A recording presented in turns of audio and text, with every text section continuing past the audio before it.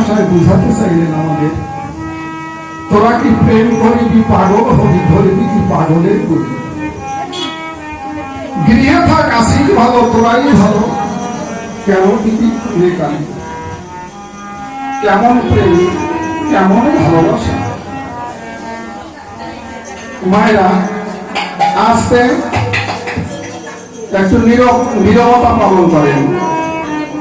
আপনাদের চরণে অনুরোধ, কেউ কথা বলবেন না, ধৈর্য সহকারে একটু নীরবতা পালন করেন। আপনারা কি কথাগুলো শুনতে পাচ্ছেন না? নীরবতা পালন করেন, ঈশ্বরমুখী হন। আপনারা কাজকর্ম মেলায় এখানে এসেছেন, এই দিন জীবনে হয়তো আর ফিরে নাও আসতে পারে, জানি না আমাদের কিছুক্ষণ পরে কি ঘটবে, এক মুহূর্তের ভিতরে কি হতে পারে আমরা কিছুই জানি না। তাই যেটুকু সময় আমরা ঠাকুরের সম্মুখে উপস্থিত হয়েছি, সবাই ঈশ্বরমুখী হন, তাহলে হয়তো পরিবেশটা সুন্দর হবে, বা আমার ঠাকুরের কথাও আপনারা বুঝতে পারবেন, বা ঠাকুরের কথা এসে বলতে পারবেন। যদি আপনারা সেই পরিবেশের সৃষ্টি না করেন তাহলে কিন্তু হবে। তাই চরণে অনুরোধ, আপনারা নীরবতা পালন করুন। ভ্রমর গুঞ্জন যত হরিনাম হয় না কথা।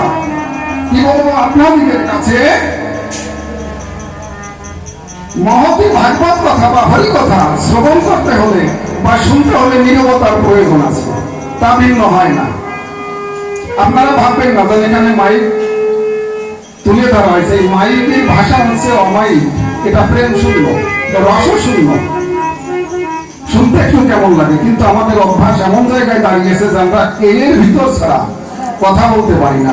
আমরা এখানে এসেছি কি জন্য? সাধু সঙ্গ করার জন্য।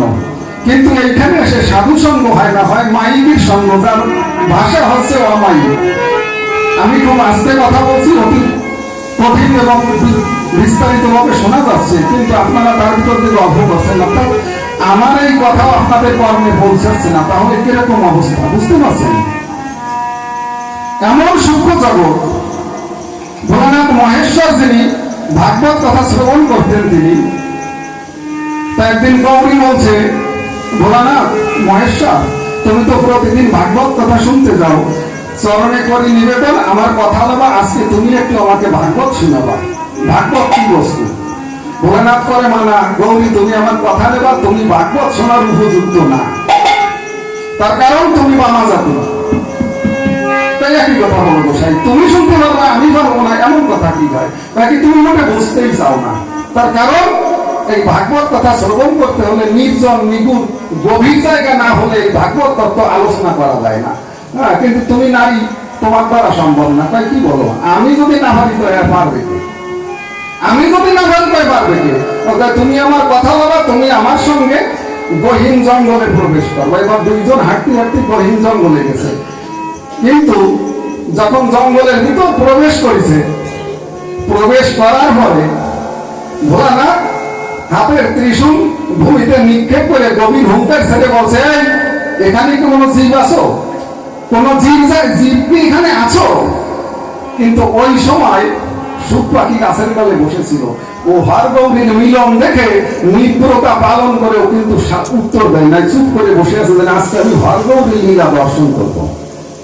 এবার শিবা পার্বতী বুঝতে বললেন কি জায়গা, জীব শূন্য জায়গা, অর্থাৎ এখানে ভাগবত কথা হলেও হতে পারে। ওরা বসে বললেন দুইজন, গৌরী একদিক ফিরে বসছে, আমার ভোলা মহেশ্বর অন্য দিক ফিরে বসছে, দুইজনে তীর বাঁধায় অপর দিকে মুখোমুখি ভাগবত কথা হবে না। কথাটা কি বলছি বলছো? এবার দুইজন দুদিক ফিরে আছে, ভোলানাথ মহেশ্বর বলেছে, শোনো আমি তোমাকে ভাগবত শোনাবো, ভাগবত শোনাতে শোনাতে তুমি জানি অন্য মনস্ক হয়ে ঘুমায় পড়ো না, আমার কথা বলা মাঝে মাঝে তুমি সায় দেবা যে তুমি জেগে আছো, তুমি জানি ঘুমায় যেও না। এবার ভাগবত আলোচনা শুরু হয়েছে, বক্তা আমার ভোলা মহেশ্বর, শ্রবণ করছে যিনি গৌরী মাতা তিনি। কিন্তু শ্রবণ করতে করতে যখন অধিককাল প্রবাহিত হয়ে গেছে, নিদ্রা আবেশে গৌরী কিন্তু ঘুমিয়ে গেছে। ভোলা মহেশ্বরের কথায় সায় দিচ্ছে না, কিন্তু ভোলা মহেশ্বর মাঝে মাঝে উনি ওই সায়ের বিরতির জন্য বিরতি দেয়, গৌরী কিন্তু ওই সময় হু দেয়, কিন্তু আমি জেগে আছি, ঘুমাইনি।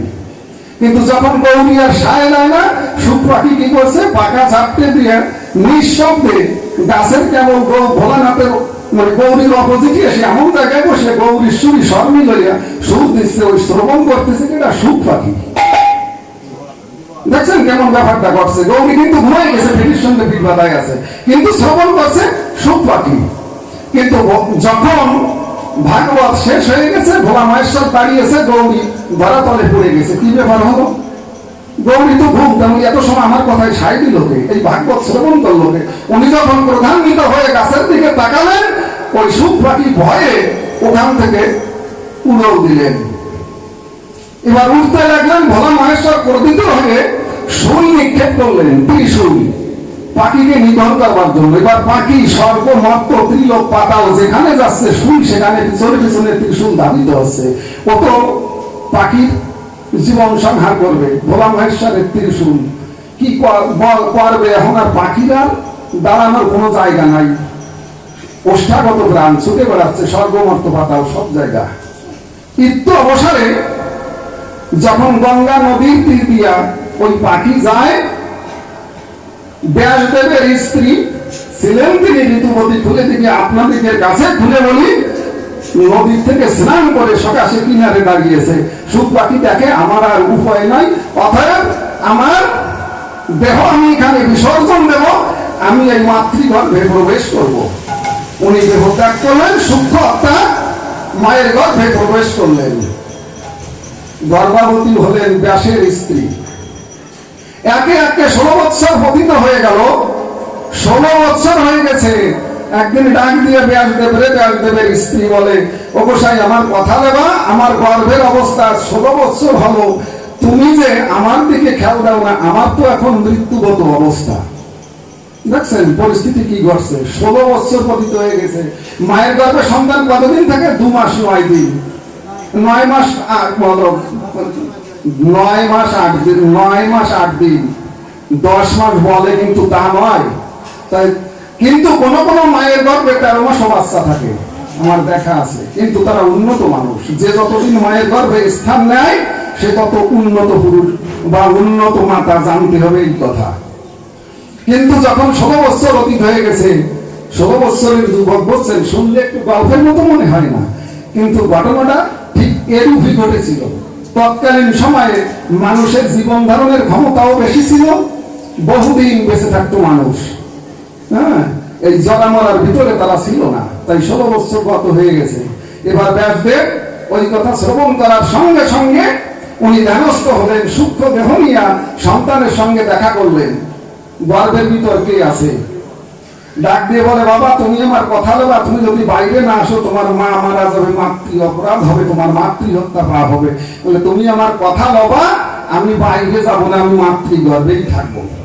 কি বলো তুমি? হ্যাঁ, আমি ওই মায়াতীত জগতে যাব না, আমি মায়া মুক্ত, আমি মায়ার বশীভূত নয়, ওই জগৎ তো মায়ার জগৎ, আমি ওখানে যাব না। পিতা পুত্রের ভিতর কথা হচ্ছে, আমি ওখানে যাব না, তবে আমি যেতে পারি। ব্যাসদেব তুমি আমার কথা লবা, পৃথিবীর থেকে মায়াকে বহিষ্কার করে দেবা, মায়া শূন্য করে দেবা, তাহলে আমি যেতে পারি, নচেত আমি যাব না। কি করবে? ব্যাসদেব বাইরে এলেন, এসে সাধনা করলেন যোগমায়ার। সাধনা করে যোগমায়া যখন দর্শন দিল, যোগমায়াকে বলল, মা তুমি আমার কথা লবা, তুমি এই পৃথিবীর থেকে চলে যাবা। বলে ব্যাসদেব তুমি কি কথা বলো? মায়ার শৃঙ্খলে আমি এই জগৎকে বন্ধন করে রেখেছি, যদি আমি চলে যাই তাও কাউকে মানবে না। তুমি জানো এ কেমন কঠিন কাজ, বাকি কোনো কথায় কাজ হবে না, নইলে আমার সন্তান জগতে আসবে না, আমার স্ত্রী মারা যাবে।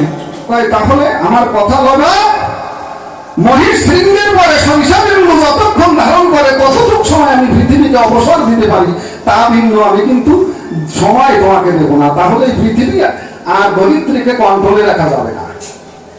কেমন কঠিন কাজ! মহিষ শৃঙ্গের পরে, মহিষের সিংহের পরে মাথার ঘরে যদি একটা সরিষা ছেড়ে দেওয়া হয়, সেই সরিষা বিন্দু যতক্ষণ দাঁড়াবে, কতক্ষণ দাঁড়ায় বলতে পারেন?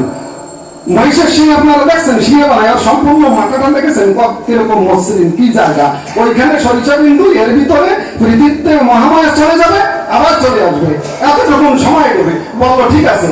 সুখদেবের সঙ্গে যখন দেখা করলো, বললো ঠিক আছে বাবা, ওইটুকুন সময় ফেলেই হবে, আমি আসতে পারবো জগতে।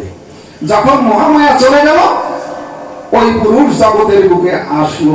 আসার সঙ্গে সঙ্গে কি হলো, বেরোই সুপুরুষ 16 বছর বয়স, হাঁটিয়ে দিচ্ছে উলঙ্গ অবস্থায়, ঢং ঢং করতে করতে হেঁটে দিচ্ছে। কিন্তু ব্যাসদেব পিছনে পিছনে ছুটছে, বাবা আমার কথা বলি, তুই একটু দাঁড়া, তোর সঙ্গে আমার কথা আছে। বলে আমার সঙ্গে তোমার কোনো কথা নাই, আমি মায়ার বশীভূত না। কে তোমার বাবা, কে আমার বাবা, কে আমার মা, আমি ওই সব জানি না। আমার কথা বাবা, আমি মায়ার বন্ধন মুক্ত।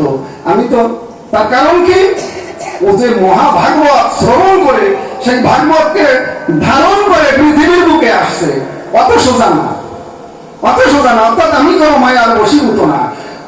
কিন্তু ব্যাসদেব পিছনে পিছনে চলছে, সে তো মায়ার বশীভূত। আমার পুত্র চলে যাচ্ছে, একমাত্র পুত্র, পিতা কি আর থাকতে পারে, পিছনে পিছনে লাভবান হচ্ছে। হলে কি হবে, ছুটছে ব্যাসদেবের পিছনে, ব্যাসদেব পিছনে পিছনে, সুখদেব আগে আগে যাচ্ছে। কেউ কেউ পাগল বলছে, একটা ওই রকম অবস্থা, একটা পুত্র যদি উলঙ্গ অবস্থায় হেঁটে যায়, অবস্থা কেমন হয়। সরোবরের কুল দিয়ে যখন যাচ্ছে, মায়েরা নগ্ন অবস্থায় স্নান করছে, তৎকালীন সময় বসন ভূষণ তেমন পড়তো না মানুষের।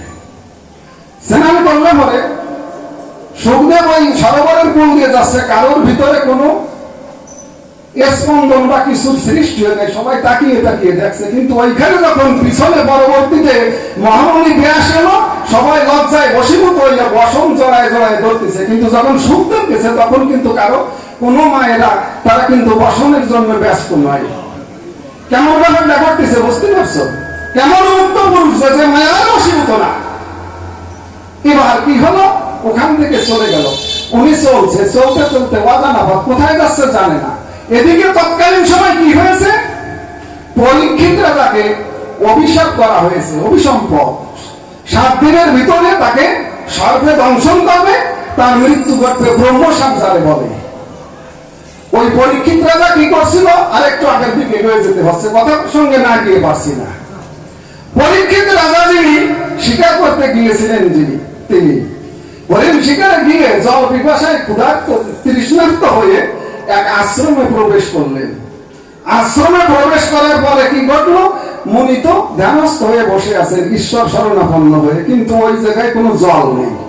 পরীক্ষিত রাজা খুঁজে জল না পেয়ে মুনিকে ডেকে, যখন তার দেহের ভিতরে সম্মিত জ্ঞান নাই, কি করবে, হ্যাঁ, তখন ওখান থেকে চলে আসতেছে, ওই কুঠিরের বাইরে একটা মৃত সর্প পড়ে আছে। কিন্তু ভাবতেছে চলিয়ে তো যাবো, আমি এখানে আসলাম, তাই ইনি ধ্যানস্থ অবস্থায় আছে, তাহলে এনার ধ্যানও ভাঙা যায় না। তাই কি করি, ওই ধনুক দিয়ে ওই সাপটাকে, ঈশ্বরীয় কর্ম, এত মাথায় যখন যার যেটা আসে সে সেটা করতে উদ্যত হয়। ওই সাপটা নিয়ে মনির গলায় ফেঁসায় দিয়ে ওখান থেকে চলে গেছে। যে ওনার যখন জ্ঞান ফিরে আসবে, তখন বুঝতে পারবে যে কোনো তো ওই আশ্রমে এসেছিল, একটা প্রতীক উনি রেখে গেছে। কিন্তু ওনার পুত্র, নাবালক পুত্র যিনি, ওনাকে আবার একটা ভুল কাজ করেছিলেন পরীক্ষিত মুনি। ওই এটা মুনিবর ওকে ব্রহ্মমাত্র দান করেছিলেন অকালে, অর্থাৎ বালক অবস্থায়। মুনির সন্তান তো। একটা কথা লক্ষ্য করবেন, খালি শাস্ত্র পড়লে বা জানলে হবে না। যে সংসারে নাবালক মাতুব্বর, এবার একটু সংসারের ভূমিকায় আসি। যে সংসারে নাবালক মাতুব্বর, অর্থাৎ বাবা মা উপযুক্ত থাকতে সংসারের ভার যদি ছেলে পেলের হাতে দেওয়া হয় নাবালক অবস্থায়, সেই সংসার বেশি দিন টেকে না। যত বড় ভালো সংসার হোক, তা অসিদার ধূলিসাৎ হয়ে যাবে। এটা হচ্ছে শাস্ত্রের কথা। আর যে মানুষ অল্প বয়সে বিনা পরিশ্রমে যদি সে তার আয়াতের চেয়ে বেশি কিছু পায়, সে ধরে রাখতে পারবে না। এটা হচ্ছে শাস্ত্রীয় সংজ্ঞা, এটা আমার কথা নয়, শাস্ত্রের কথা। তো মুনিবর কি করলেন, দেখলেন আমার একটা পুত্র সন্তান, ওকে আগে আগে উনি শিক্ষা দিয়ে ফেললেন, কি ব্রহ্ম মন্ত্র দান করে দিলেন, যে ওর মুখের বাক্য যা বলবে তাই হবে। দেখছেন পরিস্থিতি কোন জায়গায়। এবার খেলার সঙ্গীগণ ছুটি এসে দেখতে পেল ওই মুনিবরের গলায় সাপ পেছানো, দৌড় দিয়ে যে কয়, আমার কথা লবি, তোর বাবার গলায় কিনা জানি সাপ পেঁচাই দিয়ে গেছে, তা জানিস? কি বলিস? হয়, দৌড়ে গেছে সবাই মিলে। আসলে ঘটনা সত্য, বাবার গলায় মৃত সাপ পেঁচানো। ও দিল অভিশাপ, যে আমার বাবার গলায় যে সাপ পেঁচাই গেছে, 7 দিনের ভিতরে তার এই সর্পাঘাতে মৃত্যু হবে। কিন্তু এই রাজা ছিল পরীক্ষিত, দেখেছেন গন্ডগোল কোথায় হয়েছে?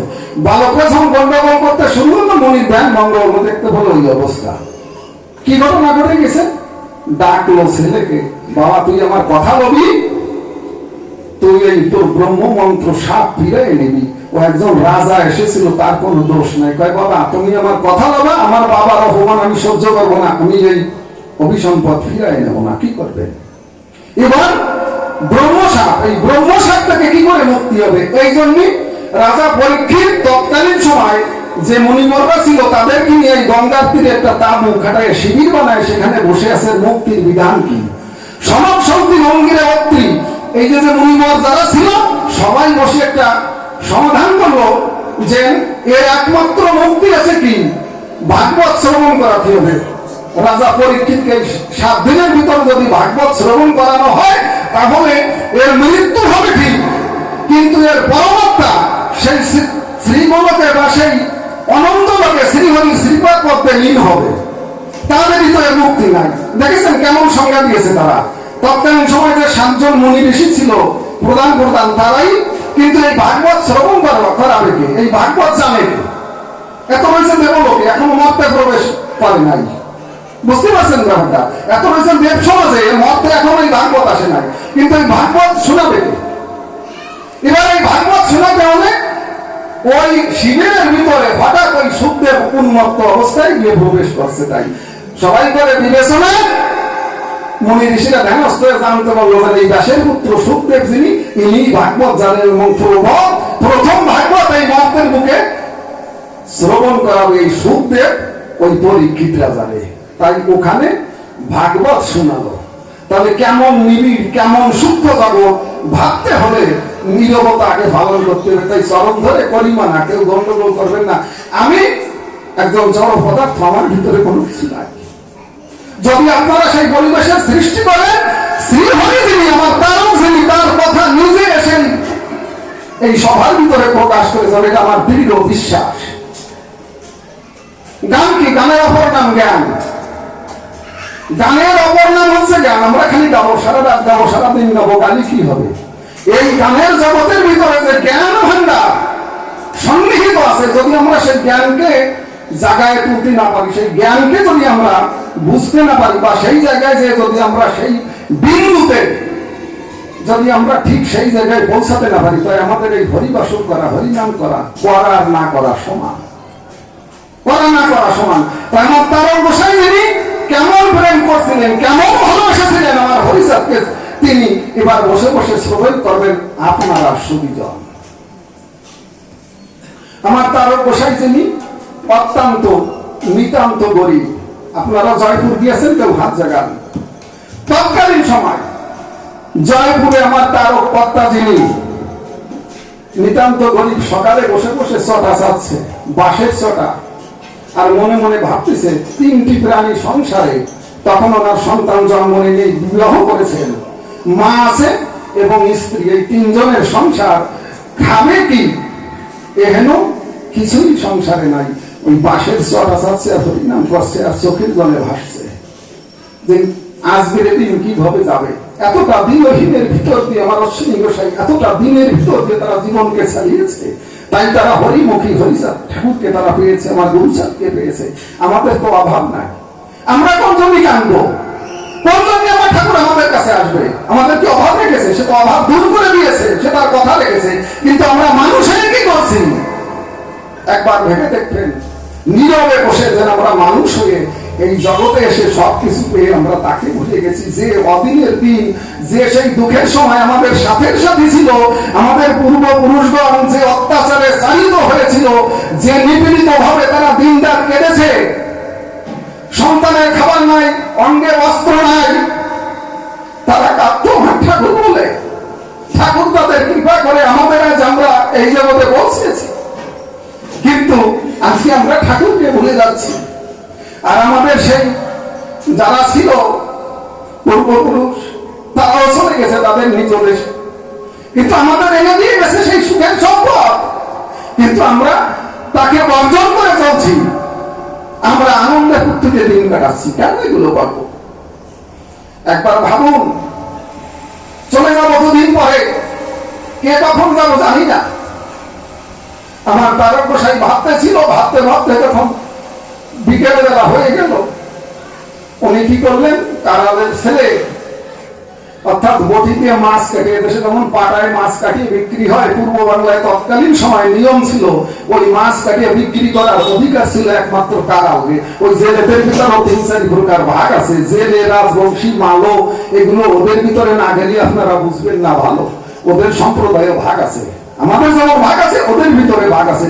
উনি হচ্ছে নিম্ন শ্রেণীর, ওনার মাছ ওই বিলিতে ধরিয়ে নিয়ে বিক্রি করার কায়দা নাই, ওনার একজনের কাছ থেকে কিনে নিয়ে ওই পাটায় বসে বটি দিয়ে কাটিয়ে বিক্রি করতে হবে, এই হচ্ছে নিয়ম তৎকালীন সময়। ভাবতে ভাবতে প্রায় সন্ধ্যা হয়ে গেল, এমন সময় উনি লোহাগাড়া বাজারে গেলেন ওই ডালা আর বটি নিয়ে। ডালা আর বটি নিয়ে যখন গেলেন, দেখতে পাচ্ছে কি বাজার মিলে গেছে, হাট মিলে গেছে, ওদের সে হাট মেলে বিকেল বেলা। হাটে গিয়ে যখন দাঁড়ালেন, ওই মাছের গলির ভিতরে দেখতে পাচ্ছে বহু লোক ভিড় করে দাঁড়ায় আছে। তো কি ব্যাপার, উনি ডালা ডলি রাখি যে এইভাবে দেখতেছে, তা দেখে কি বড় একটা রুই মাছ। ওই মাছ ওই জায়গায় বিক্রেতা মাছ নিয়ে বিক্রি করতে এসে, সে মাছের দাম চাচ্ছে 9 শিকে। তৎকালীন সময় 9 শিকের বহু মূল্য, 9 শিকের দাম চাচ্ছে, কিন্তু 5 শিকের উপর ওই মাছের দাম কোনো কেউ বলে নাই, কোনো ক্রেতারা বলে নাই। এবার উনি 9 শিকের কমে দেবে না, কিন্তু ওই লোকজন সব সরে গেছে। আর গোসাই আমার কি করছে, ওই মাছ দেখে ওইখানে দাঁড়ায় গেছে নীরব হয়ে। ওনার মন চলে গেছে সিধা মোড়া গান্ধী, চোখের জলে ভাসতেছে, ভাবতেছে ঠাকুর তুমি যদি আমাকে কিছু অর্থ দিতে, এই মাছ নিয়ে আমি তোমার সেবায় দান করতাম, আমি তোমার সেবা দিতাম। ওনার মনে প্রাণ সিধা মোড়া গান্ধী চলে গেছে, উনি ওইখানে দাঁড়িয়ে আছে, কেউ নাই। মাছ বিক্রেতা বলে ও তারক, সবাই তো কিছু বলে গেল, তুমি তো কিছু বলো না, তুমি তো দাঁড়াইছো। সে কিন্তু তারকের মুখের দিকে তাকায় নাই। যখন উনি এই কথা বললেন, তারক গোসাই ওনার সম্বিত জ্ঞান ফিরে আসলো। জ্ঞান ফিরে এসে বলতেছে, ভাই আমার কথা দেবা, তোমার মাছের দাম কয় কি, তোমার কথা বলা লাগবে না, আমার মাছের দাম যা হয়েছে তুমি ওই 5 শিখে দিয়ে নে, তুমি তাকে নিয়ে মাছ কাটিয়ে বেছো না, তো ক্ষতি নেয় না, বাজারে যদি মালের দাম সরে যায় কেউ নেয় না, তুমি ওই 5 শিখে দিয়ে নে, তুমি ওই মাছ নিয়ে বিক্রি করো। তারপর গোসাই কি করলেন, তড়িঘড়ি করে মাছ নিয়ে এসে মাছের একদম নেজার দিকে মাথা পর্যন্ত নিচে ভিজে মাথা ভিজে ভাল দিয়ে ফেললেন। ভাল দিয়ে ওই পেটের পেটিছে ওইটুক সাজাইয়া 7টা ভাগ করলেন। 5-7টা ভাগ করে উনি ডালায় রাখলেন, আর ওই পিঠের মাছ আর মাথা ওইটা ডালার ভিতরে রাখিয়ে দিলেন, যেন আমি এইটুকুন দিয়ে যদি আমার দামটা মিটে যায়, আমি এই মাছ নিয়ে সিধা মোড়াকান্দি যাবো। কেমন অবস্থাটা দেখছেন, ডালার ভিতরে রেখে উনি ভাগ নিয়ে বসে আছে। ঠাকুরের এমন ইচ্ছা, খরিদ্দার কেউ আসে না, হাট ভেঙে যাচ্ছে আস্তে আস্তে, কেউ কোনো খরিদ্দার ওই মাছের কাছে আসছে না। হঠাৎ লক্ষ্মী ভাষায় বড় লোক চ্যাটার্জি মশার বাড়ি মেয়ে দেখার জন্য সম্বন্ধ আসছে অবেলায়। ওই মশাই বলে কি, রাহাল রে আমার কথা লবি, দৌড়ে আগে মাছ বাজারে যায়, না সম্মান থাকবে না, দেখ কোনো মাছ পাস নাকি, অতীত আইসে তো খেতে দিতে হবে, মেয়ে দেখতে আইছে। তো ও দৌড়াই আইছে, খালাই নাই আসে, দেখি তারক গোসাই বসে আছে একা, আর কেউ উপায় নাই, দেখা পায় তারক কথা লবা, এই সব মাছের দাম কত নেবা, কি মাছ সব নেবা, কি হয় আমাদের 5 শিখে পয়সা দেবো, আর দিতে হবে না। সংসারের কথা ভুলে গেছে, মন চলে গেছে চিন্তা করা কান্দি, আমি যদি মাছ দিয়ে না সব করতে পারি, বাদ বাকি অবস্থা আমি পরে দেখে নেব। তড়িঘড়ি করে মাছ খাওয়াইতে তুলে দিয়ে ওই 5 শিখে ওর কাছে দিয়ে দাদা ওইখানে পড়ে গেল। আমার তারক ওই রাত্রে বেলা রওনা দিল সিধা মোড়াকান্দি, যেটা জয়পুর থেকে 35 মাইল দূরে, কিলোমিটার নয়, 35 কিলোমিটার দূর পায়ে হেঁটে যাত্রী হবে। উনি মধুমতি নদীতে খেয়া ফেলেন। সে সময় রাম দিয়ে এখন বরাট হয়ে গেছে, গেলি মেলে না হিসেবের সঙ্গে ছোটবেলায় যা দেখেছি, এখন মেলে না। এখন রাম দিয়ে সেই নদী টদী নাই, লঞ্চ টঞ্চ চলে না, সব বুঝে বুঝে খাল হয়ে গেছে, গ্রাম হয়ে গেছে সঙ্গে। হ্যাঁ, কিন্তু হাঁটতে হাঁটতে 35 মাইল আসতে হবে। মধুমতি নদী তো কেবল লোহাগাড়া বাজার 3 মাইল বা 4 মাইল দূরে, আর বাবুয়াটি পথ পায়ে হাঁটিয়ে আসতে হবে, রামদিয়া পার হতে হবে। ওই রামদিয়ার যখন নদী পরে গেল, নদীতে খেয়া অপর দিকে বাধা রয়েছে, খেয়া কিন্তু ঘাটে নাই, এপারে তারও ওপারে রয়েছে খেয়া, যদি ওপার থেকে কেউ আসে ওই খেয়ায় মাঝি নাই, যখন এবারের লোক আসে ওপার নিয়ে যায়, ওপারের লোক ওপারে নিয়ে যায়। মাঘ মাসে শীতকালের দিন হরিনাম করতে করতে এসেছে, এবার খেয়াল নাই ওই গভীর রাত্রে কি করবে। তারক গোসাই যিনি শ্রীধামের দিক ফিরে পাশে মাছ রয়েছে, ঠাকুরের কথা ভাবতে ভাবতে উনি ভাব সমাধিতে সমাধি হয়ে গেছেন। আর হরিচাঁদ ঠাকুর কি বলছে, বলো আমার একটা ল্যাম্প দে, বাবা শীত করতেছে। সে তো কম ছিল না, আমার একটা ল্যাম্প আনিয়ে দে। দেশে একটা ল্যাম্প আনিয়ে তাই একটা ছেলে আরেকটা আনতেছে, আনতে আনতে 7টা ল্যাম্প দিয়ে হরিচাঁদ ঠাকুরকে ঢেকে দিয়েছে। তবু শীত মানছে না, গর্জি আসছে, এই বলো তুই কেমন বলো, তুই আমার কেমন পুত্র, তুই জানিস না তোর ভাই রামদিয়ার খেয়ে কাটে উপরে বালির চলে বসে কাঁদতেছে, আর তুই এখানে আমার ল্যাপ দিয়ে রাখতিস, আমার শীত পারে না কেন তুই জানিস না। গোলাপে যখন হুঙ্গার দিল, বলার ভয় হরিবল বাবু হরিবল বলে তার দৌড়ে ওই রামদিয়া আসলে বেশি হোক না। দৌড় দিয়ে যখন গেল ডাকতেছে এবার থেকে, দাদা দাদা আমি এসে গেছি। তার উত্তর নাই, তার তো সেটা মোড়াকান্দি আমার ঠাকুরের কাছে, তার দেহ মনে রয়েছে ওই জায়গা।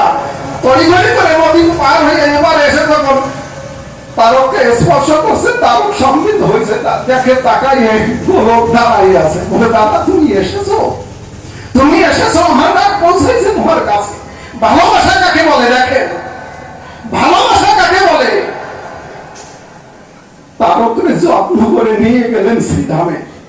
একে একে 7 দিন কেটে গেছে, 7 দিন কেটে গেছে। হরিনামে মাতো তারক বাড়িতে এক মুষ্টি চাউল রেখে যায় না, যে সেই চাউল রান্না করিয়া মা চিন্তামণি বা মা সেবা করবে এমন কোন কিছু সংসারে নাই। সারাদিন তো অনাহারে জল খেয়ে কাটাচ্ছে, এমন কোন বস্তুই নাই। 7 দিন গত হয়ে গেছে, ওই নামে মত্ত তারক আমার সিধা মোড়াকান্দি আছে। এবার 7 দিন যখন গত হয়ে গেছে, বাবা হরিচাঁদ ডাক দিয়ে কয়, তারক বাবা তুমি আমার কথা বাবা, তুমি একটু জয় বুঝাবো, আমার এখন বাড়ি আছে, ওই বাড়িতে তোমার একটু না গেলি হয় না।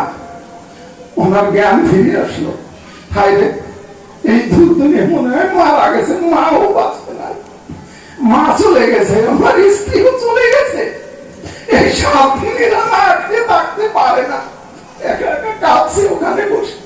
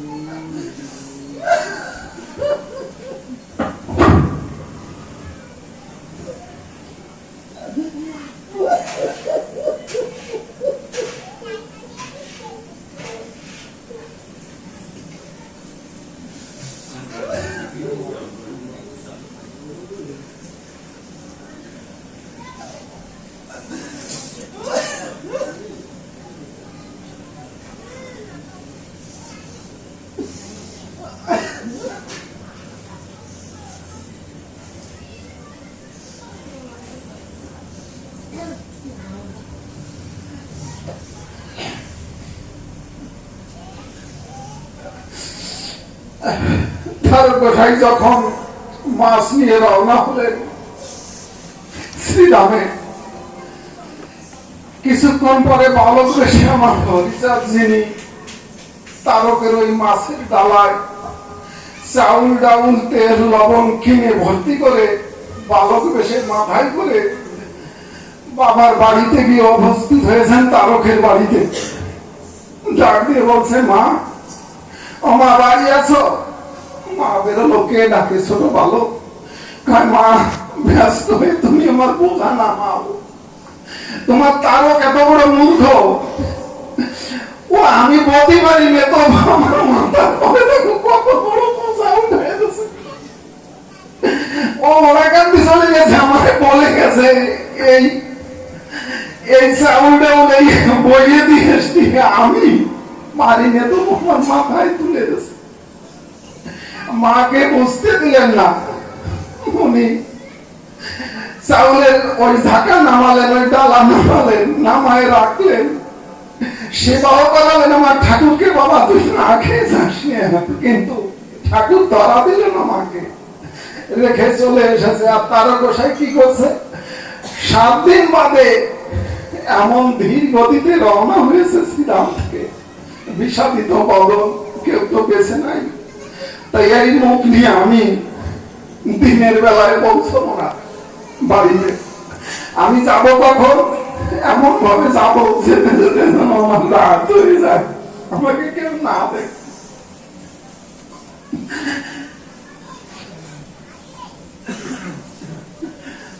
তারও সন্ধ্যা ঘর হয়ে গেছে, তখন বাড়িতে প্রবেশ করলেন।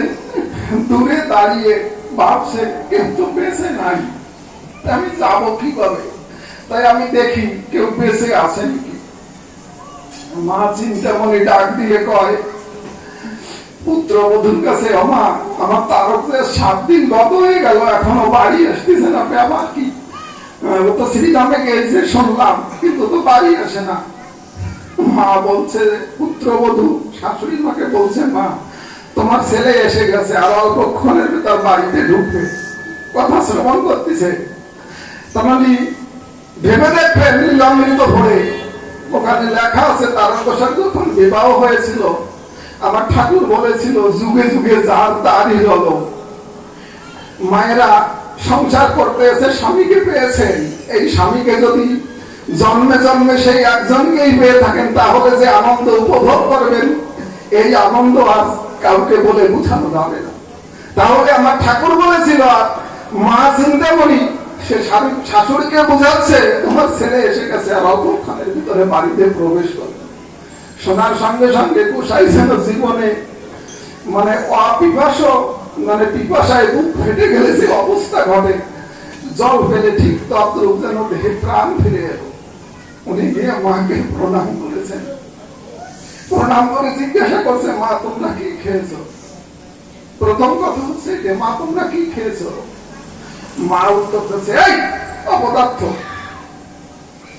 তোর কোনো কাণ্ড জ্ঞান আছে? তুই ওরা কান্দে যাবি, চলে যা।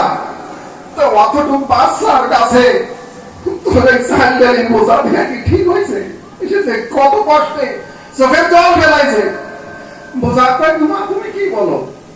তো উনি হঠাৎ তাকিয়ে দেখলেন যে ওনার মাছের চালার ঝাঁকা ওই পারেন তাই যেখানে প্রতিদিন রাখত সেইখানেই আছে। উনি হঠাৎ অন্য মনস্ক হয়ে গেলেন, তাই তো আমার ডালাটা ছিল বাজারে, কিন্তু আমার ডালা বাড়ি আসলো কি করে? কে আনলো এই ডালা বাড়িতে? কে আনলো? যখন মা ওই কথা বললেন, উনি বুঝতে পারলেন যে হায় আমার ঠাকুর নিজে এসেছিল। স্বামীর কলসাতে হাত দিয়ে দেখে পরিপূর্ণ চাল, সবকিছু সংসারে অভাব নেই কিছু, তবে কেটে গেছে। কিন্তু এই কর্ম কে করেছে? জ্ঞানী মানুষটা কিন্তু বুঝতে কষ্ট হয় নাই। আমি কিন্তু আমার ঠাকুরকে এহেন ভালোবাসতেন, তাই সে আমাদেরকে বুঝাতে চাইছে, কিন্তু নাকি প্রেম করিবি পাগল হবি, ধরবি কি পাগলের বলি, গৃহে থাক আসির ভালো, তোরাই ভালো, জ্ঞানী দেবী কুলে গালি। এ যে বড় কলঙ্কিনী জায়গা, এই জায়গায় যদি যেতে হয় সংসারের ভিতর থেকে, আপনাদেরকে বলি ডেকে, এ বড় কঠিন জায়গা। তার কারণ মা বাবার কথা শুনতে হয়। প্রথম ঠাকুরালি দিয়ে বেড়াও, তাই না? ঠাকুরালি ঠাকুর হয়েছ, সংসারেরই করতে পারো না, ঠাকুরালি দিয়ে বেড়াও। এত প্রথম বলবে মা বাবা, এইসব ধাক্কাকে পার করতে হয়, অত সোজা না। স্ত্রী বেশি কথা বলবে, কেমন বলবে?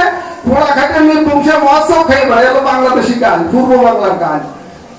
স্ত্রী দিয়ে ওই স্বামীকে গান করে করবে, পোড়া খাটে নিয়ে বংশে ব্যক্তির মহাসব দিয়ে বেড়ায়, আর আমি বাড়ি না খেয়ে মরি সবাই লইয়া। এই হলো ভাষা, পূর্ব বাংলার ভাষা, পাকিস্তানের ভাষা। খুশি হবেন না মায়েরা। কিন্তু এইসব নির্যাতন সহ্য করার পরে আমার ঠাকুরের বাসরে গিয়ে ঠাকুরের গান করে বা হরিনাম করে মহাসব খেয়ে বাড়ি এসে আবার হার ভাঙা খাটনি হয়, নলি হয় না, নইলে হয় না। তাই এহেন অবস্থা, এহেন ভালোবাসা, এহেন প্রেম, এইটাকে যদি আমরা উপলব্ধি না করি, আমরা খালি আসলাম, ভালো খালাম, ভালো খেয়ে দিয়ে ভালো ই করে চলে গেলাম। আমরা সেই মূল বস্তু কি তা আমরা বুঝতে চাইলাম না। তাই আমার তারকাশাই জবাব দিলেন কি, পাগলে পাগলা ভরে উল্টা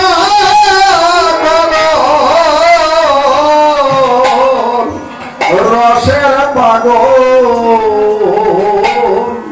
প্রাণ পুতলি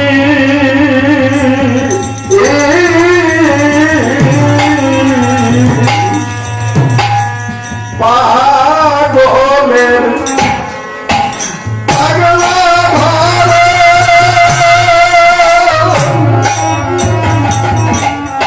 উল্টা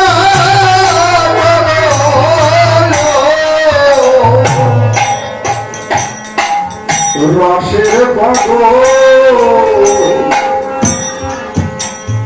প্রাণ পুতলি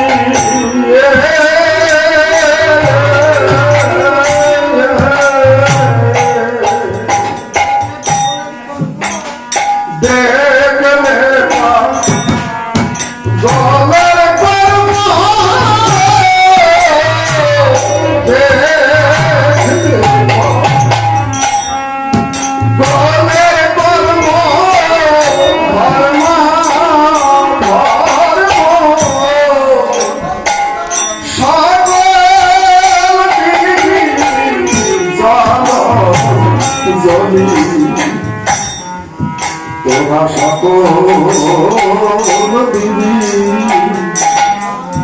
জান জনি, তোরা সকল জান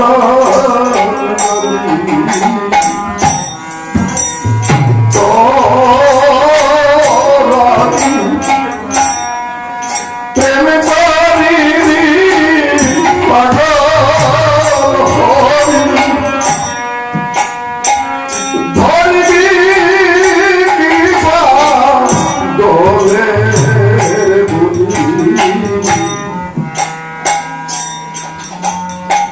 মহাপ্রভু হরিচাঁদ ঠাকুর যিনি গোলক পাগলকে নির্দেশ দিলেন, গোলক তুমি আমার কথা লবা, তুমি একটু দক্ষিণ দেশে যাবা। রাইচরণকে নিয়ে গোলক পাগল শ্রীধামের থেকে রওনা হলেন।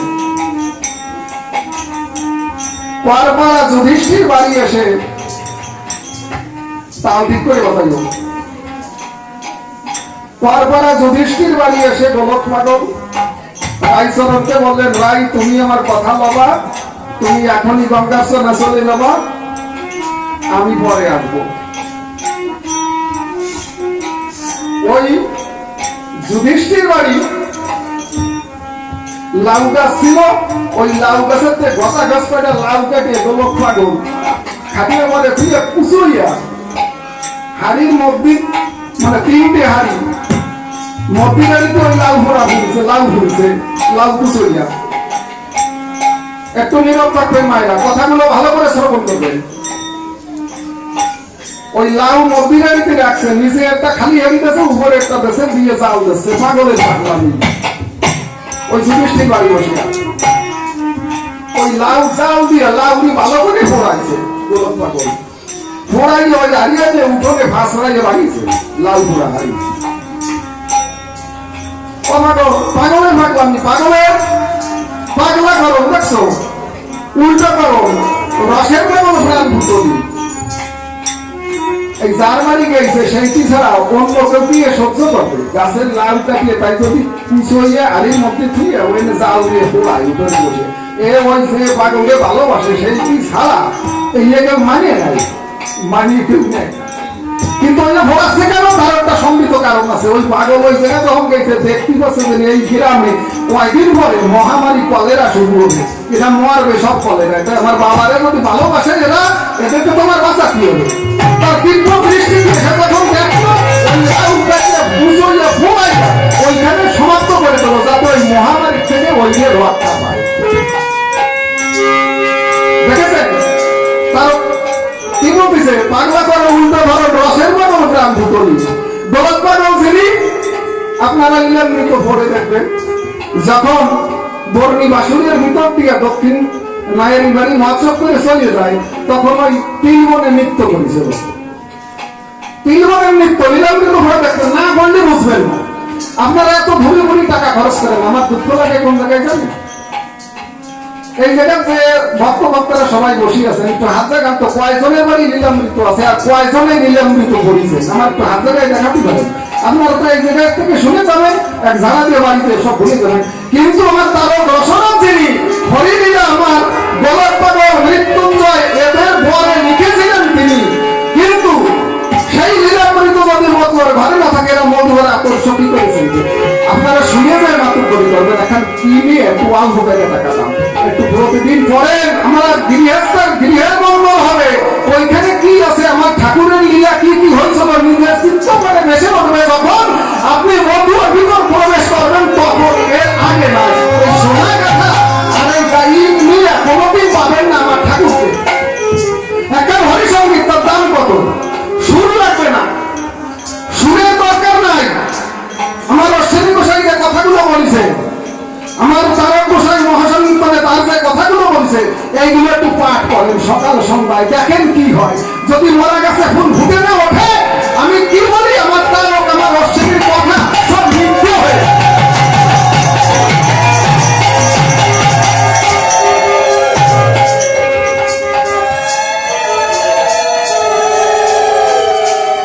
চরম ধরে সবাই মিনতি করি। আমাদের মতীয় সম্প্রদায় যারা আছে, আপনারা এখনো সামলা ভয়ঙ্কর দিন আসতে চলেছে এই পৃথিবীর বুকে। আমার অশ্বিনী মশাই কি বলছে, সুখ পেলে মন রয় না কাঠি ধরতে চাই, সে বিষের মাটি বোঝাই করে মায়েরা মাটি ধুবে মরে ভবের কাছে, নিদান আমার অন্ধু বটে এই ভবের হাতে। কেন বললেন?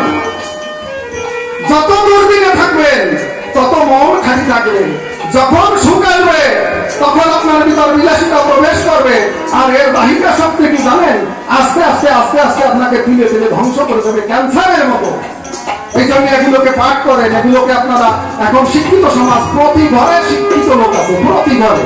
আর আমার ঠাকুররা যখন নিজে করে গেছে, লেখাপড়া জানতো না, তারা কি লিখে গেছে কি করে গেছে আর জানতো না, খালি ভুল সেই ভুল কথায় প্রণাম পেয়ে পেয়ে আজ আমরা হুটে উঠেছি, গজিয়ে উঠেছি। আজ বৃক্ষে গাছ হয়েছে, ফল হয়েছে, সেই ফল থেকে আমরা ফল তার রস আস্বাদন করে আমরা বেঁচে আছি।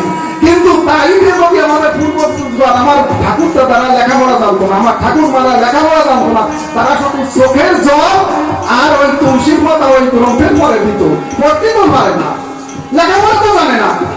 তাই তাকে অনুনয়ের ফলে ঠাকুর আমাদেরকে পৃথিবীর বুকে এনেছে, ধরিত্রের বুকে এনেছে। তাই আজ এই অশিক্ষিত ঘরে ঘরে বিয়ে বাসনে ভাষের সৃষ্টি হয়েছে। অত সোজা না, কাটার জন্য ওই পূর্বপুরুষের চোখের জলের জন্য, তোমার চোখের জলের জন্য আসে না, তোমার যে চোখের জল সেই জন্য আসে না। এটা ভাবতে হবে, না ভাবলে হবে না।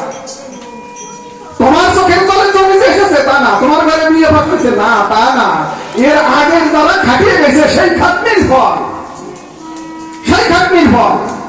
আজকাল দেখবে ছেলেরা বা মেয়েরা যখন চাকরি পায়, মা বাবারে খাটি দেয় না, আজকে সাইড হয়ে যায়। কিন্তু এই সাইড হয়ে যাচ্ছে, সাইড হয়ে যাচ্ছে কেন? একটা কারণ তো আছে, কারণ আছে না? এরা এটা বুঝতেছে না যে আমার বাবা মা যদি এই কঠিন কষ্ট করে আমাদের লেখাপড়া না শিখেত, তাহলে আজ আমি চাকরি করে মাসে 60,000 70,000 গুনতে পারতাম না, গুনতে পারতাম না। কিন্তু ওরা যার বাবার পরিশ্রমের ফসল, আর বাবার কামাই খাবে, যতদিন বাঁচিয়ে থাকবে, তখন ওর বাবা তো নেমটিয়ে দিয়ে খাটিয়ে ওকে লেখাপড়া শিখেছে, শিখাইছে না? কিন্তু ও বলবে তখন সেই সময় করার কিছু দেখো না, মা বাবা তো খাটিয়ে যাচ্ছে না, আর না দিয়ে যে পাপ করতেছে ও শের বেটা ডুবে যাচ্ছে। ওর সন্তান আসবে, তারাও খাটি দেবে না, ও ভাবে না জানি, ওকে ভাবতেছেন আমি চাকরি করেছি যদি নেই, আর বার্ধক্য আসবে না, ও নড়তে পারবে না, ও চড়তে পারবে না, ও কামাই হতে পারবে না, সেই সময় যাবা তুমি এ বাতিয়ে করলে। এমন জায়গায় ঈশ্বর সৃষ্টি করে রাখিছে, তুমি ভাবে না আমি সারিয়ে যাবো, আমি তো সারিয়ে যাবো যে কবিতা, তুমি সারতে পারবা না। তুমি তোমার বাবার কামাই খাচ্ছ, তোমার কামাই কবে খাবো? তোমার সন্তান যদি পৃথিবীর বুকে এসে ভুল ভুলিয়া বিয়ে বাসে নেভাস করিয়া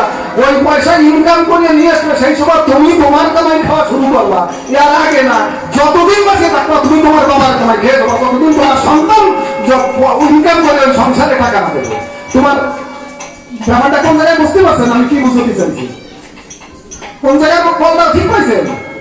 ভাবিয়ে না যেন আমি চাকরি করতেছি, আমি কামাই করতেছি, আর আজকে বৌমারা ভাবে কি আমার স্বামী কামাই করবে, শ্বশুর শাশুড়ি খালি করতে। তোমার স্বামী তো কামাই করে, তোমার স্বামী যদি তোমার শ্বশুর নেমটিয়ে দিয়া তোমার শাশুড়ি খাটিয়ে যদি ওই জায়গায় না উঠতো, তাই তোমার স্বামী কোয়ানে থাকতো, তুমিও থাকতে না, তোমার স্বামীও থাকতো না। বুঝতে পারছেন ব্যাপারটা?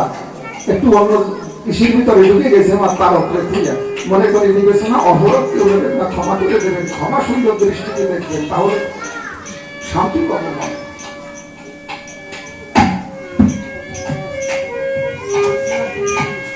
থাকবে না দিগবিদি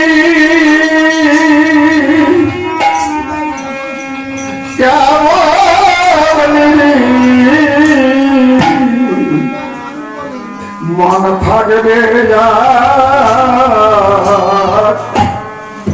মানুষ বলি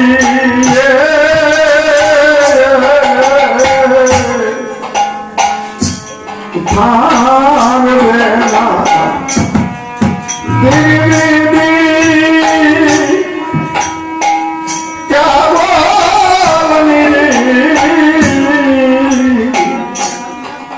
মন থাকবে মানুষ বলিয়ে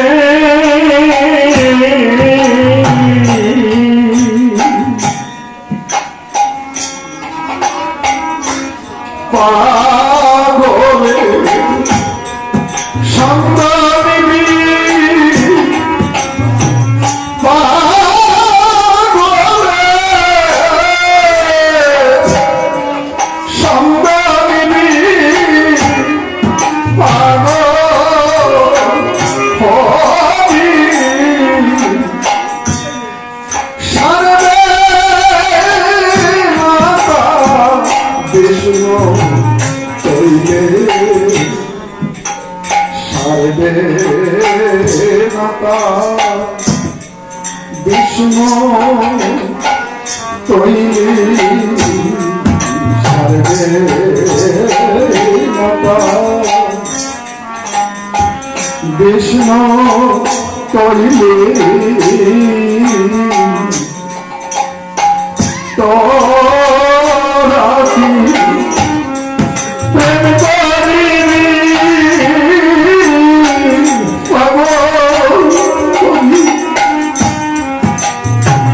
ধরবি কৃষ্ণ দোলি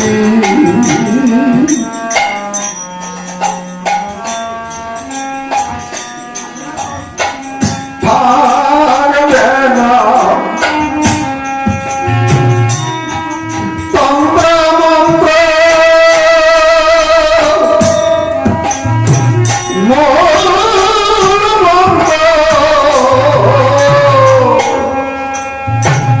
দীক্ষা শিক্ষা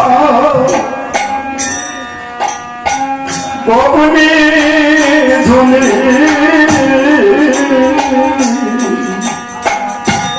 থাকবে না তন্ত্র মন্ত্র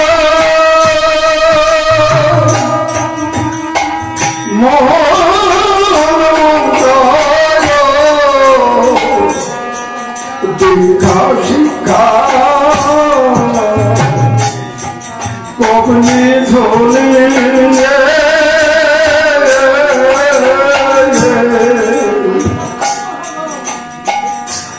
থাকবে না সাধ থাকবে সাধ সাধ বেদের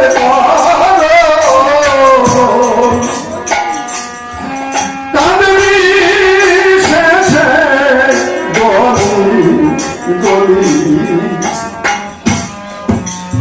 কাঁদবি শেষে গলি গলি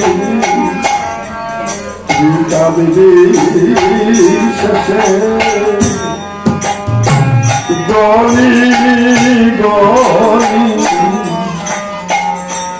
তোরা কি প্রেম করিবি পাগল হবি ধরবি কিবা গলে বলি অন্য অন্য যুগে তন্ত্রমন্ত্রের সাধন বন্ধন ছিল। আমার ঠাকুর এলেন তন্ত্র মন্ত্র ডোর কৌতুক তাও ঠিক রেখো বাজায় যাই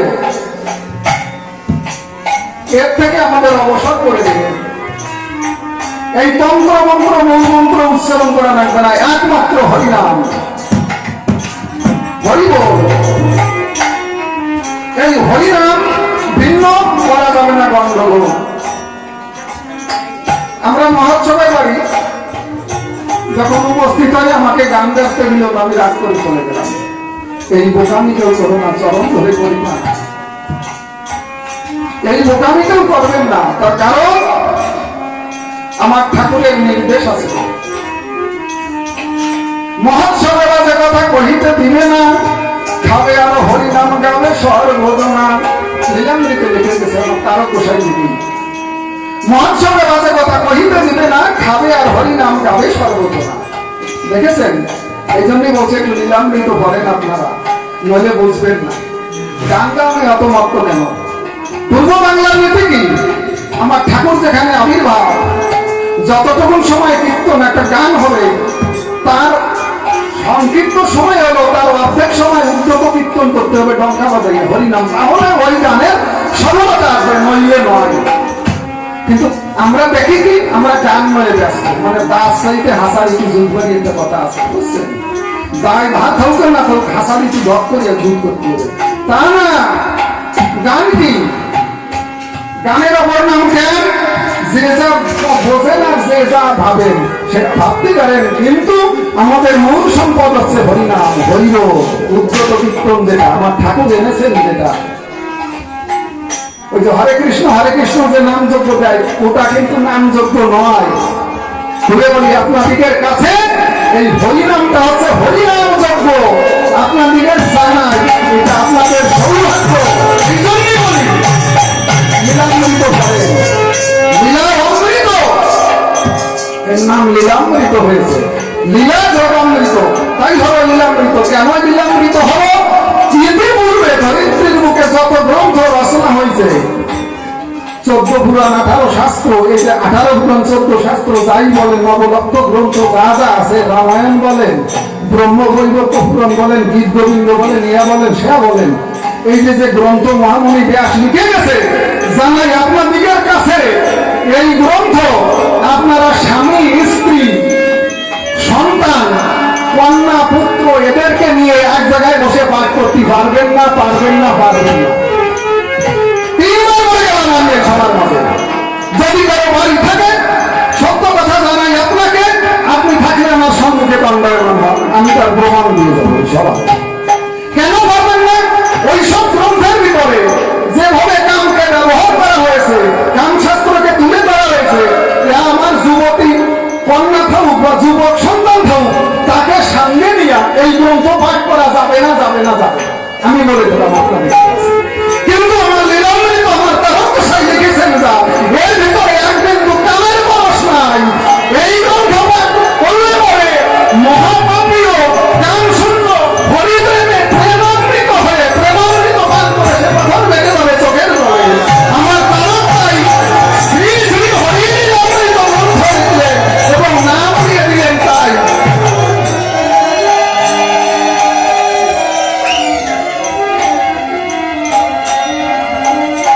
কি হলো?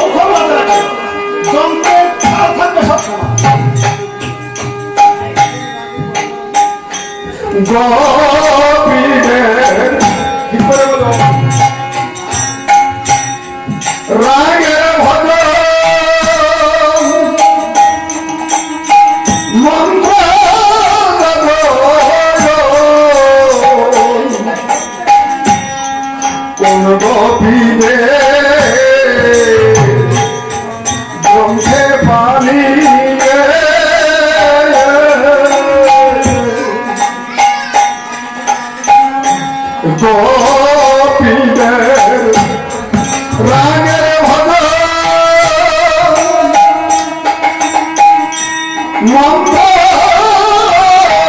জাদু কোন রবিবে গ্রন্থে পালিয়ে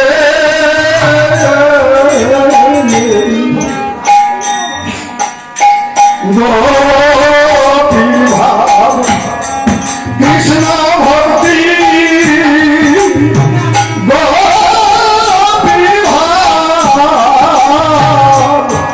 কৃষ্ণ ভক্তি কৃষ্ণে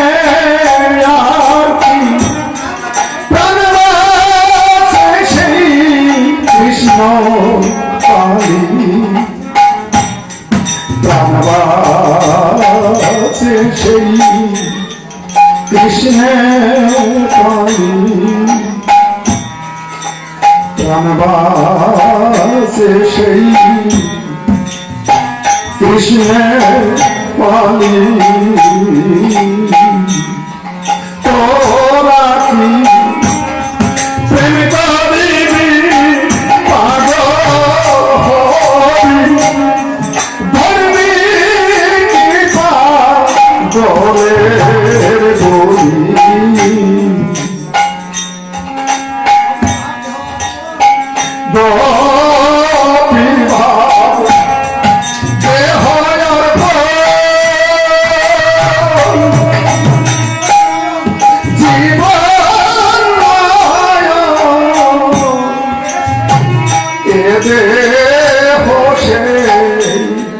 কৃষ্ণ বলি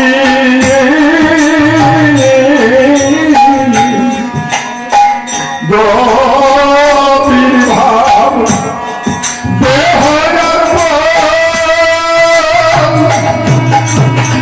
জীবন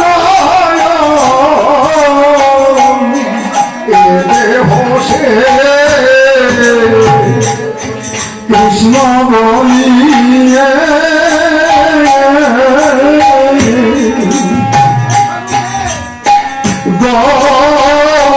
ভাব সেই স্বরূপে সেই স্বরূপে বিষয় কূপে তারা কেন ডুবে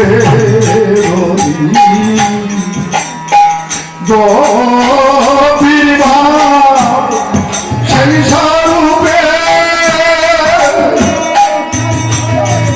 বিষয় কূপে তার কেন ডুবে রলি তার কেন ডুবে রলি ভাব সেই স্বরূপে বিষয় কূপে তারও কেমন ডুবে রলি তারও কেমন ডুবে রলি তারও কেমন ডুবে রলি ভাব সেই স্বরূপে বিষয় কূপে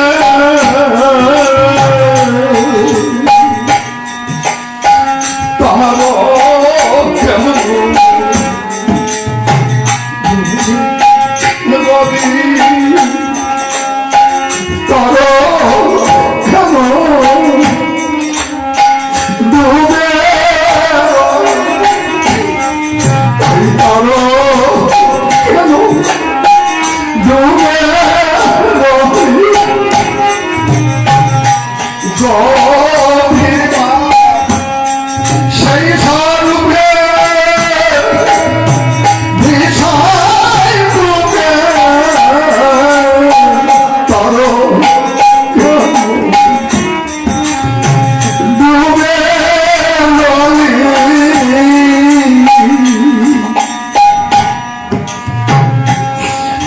আমার তারক গোসাই যিনি,